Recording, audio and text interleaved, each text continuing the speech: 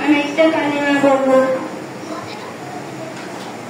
ইমানে মুফাসসার আমানতু বিল্লাহি ওয়া মালাইকাতিহি ওয়া কুতুবিহি ওয়া রুসুলিহি ওয়াল ইয়াউমিল আখির ওয়াল কদরি খাইরিহি ওয়া শাররিহি মিনাল্লাহি তাআলা ওয়াল বা'সি বা'দাল মাউত।